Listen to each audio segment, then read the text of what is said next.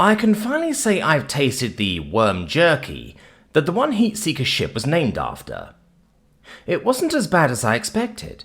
Extra chewy, and this kind had a sharp flavour that changed wildly between bites, because that's the variety that Paint liked the most.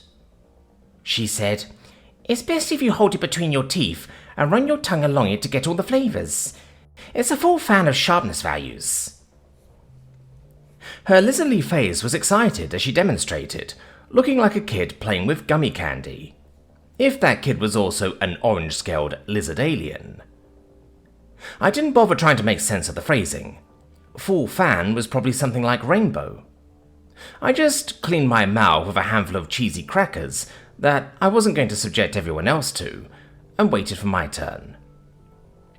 We had a day to burn while waiting for our next delivery client to meet us, and a visit to the space station's market had ended with half the crew picking items of their own species' origins to share with the rest. Eggskin the medic was on hand, just in case. Oh boy, it was my turn next. "What omnivore nonsense have you come up with?" Moore asked, folding his blue-black tentacles sternly. "It had better not involve that infant food liquid." "Nope, no dairy products," I said, picking up the heavy box under my chair. Eggskin tapped a claw against their tablet full of biological info. "I've ruled out anything likely to cause digestive distress, and that definitely counts." Yes, no pizza today. More's the pity. I set the box on the table. This should actually be fun. Marble soda. I opened the top and began passing them out. "Marble what?" asked Blip, frills waving curiously. "Is this a drink?" Z wanted to know. He angled his antenna into a look of suspicion. Trilly held a similar expression across the table. "It's a fun drink," I said. "There's a special trick to opening it. The soda itself isn't that special. The most popular brand is named after a mispronunciation of a common flavour in another language, though they make a bunch of other flavours too. Anyways, it's a bubbly drink with a fruit flavour. This one's strawberry. And Eggskin says it's safe enough to try." Eggskin nodded their scaly head. "I wouldn't recommend large quantities, but yes. The bubbles are carbon dioxide and the fruit is in trace amounts." "I like fruit," Paint said bravely, clutching the bottle. "How do we open it?" "Right. Everybody watch me. First, you peel off the plastic wrap."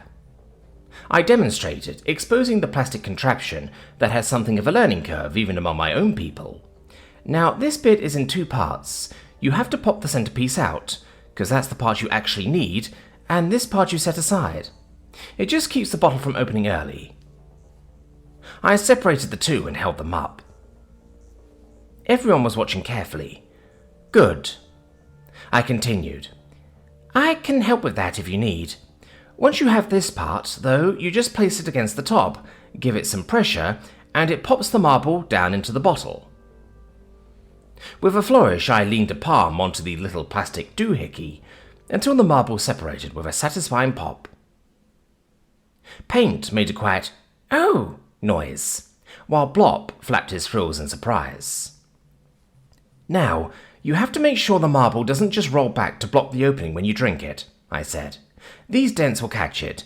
You just have to hold it to the right angle. Like this." I took a sip and the marble stayed where it was supposed to. When I put it down, the air was full of the crinkling of plastic as my alien co-workers got to work on the wrapping. Some had an easier time than others. "Oh, you're supposed to rip it along the tiny holes," Paint said, having already sliced it off with a claw. "I didn't see that." "This is not meant for tentacles," Mur griped. He tried twisting it, but no luck. "Here, let me." I put out a hand, ready to remove the wrap quickly and help the others. Blip and Blop should be fine, but the mesmers with their praying mantis pincher arms might find this awkward. They had those tiny little wrist fingers, but... Identical pops sounded from opposite sides of the table. I turned to find Z and Trilly each holding a bottle with one pincher. They'd used the other to stab through the top, not bothering to remove the plastic wrap first. "Well, that's one way to do it," I said. Z said, Seemed faster. He peeled off the wrapping now with one deft pincher tip, while Trilly simply wrenched hers away. A thunk sounded as Blip misjudged the angle and tipped her bottle over instead of opening it. Next to her, Blop was having trouble finding a finger small enough to separate the plastic bits. I hurried to unwrap Mer's drink and help. Paint had a little difficulty getting enough leverage to press down on the top, but Eggskin figured it out and gave her a hand, standing on the seat and using their body weight. One way or another, everybody got their bottles open.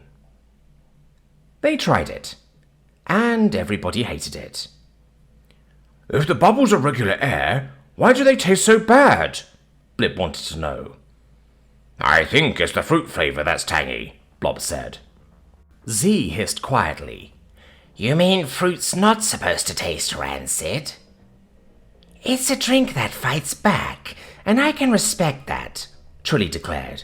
But this is not a battle I'm interested in fighting. Mer took a sip and shuddered, sending rippling tentacles in all directions. Ugh, it tastes like static shock in the wrong part of a plant. That's a pity, I said. It's pretty good as far as I'm concerned. Unexpectedly, Paint said, I like it. It kind of bites you at first, but then it reminds me of an overripe galaxy fruit. And the bottle is interesting. Glad to hear it, I said. So everybody hated it except for Paint. And Eggskin, probably, who didn't make any loud declarations, but they did drink the whole thing. I call that a win. Well, that was a fascinating disaster, Z said, shoving his bottle towards the middle of the table. On to my turn. Mer grumbled something that sounded like, oh, great. He'd already dumped his soda down the sink and kept the bottle as a fidget toy, sticking a thin tentacle in and batting the marble around. I sipped my own and waited to see what Z would bring out. I considered myself lucky to be on the omnivorous side of things. Theoretically, anything he came up with should be fine. But, of course, theory only goes so far. Everyone here is okayed for animal-based nutrition, Z said, setting down an opaque bag. So everyone ought to enjoy this one, except for Trilly, who has no taste. Trilly did the Mesmer equivalent of sticking her tongue out at him, which involved a disturbing configuration of mandibles. Z opened the bag and began removing little sealed tubs. I give you Fur Squeak Brains, with the best vitamin source. I sank down in my seat, still holding the bottle and not eager to grab a sample of brains. Even when Eggskin clarified that the source was vitamin C and ought to taste like citrus, it didn't sound particularly appealing. Z was proud of it, though.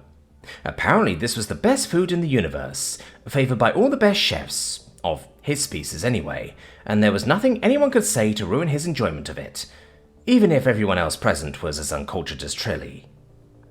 It occurred to me that I could probably ruin his meal by telling him about his resemblance to the fried crickets that were easy to find back home, but I decided against it. I just drank my marble soda and enjoyed watching Trilly argue with him instead.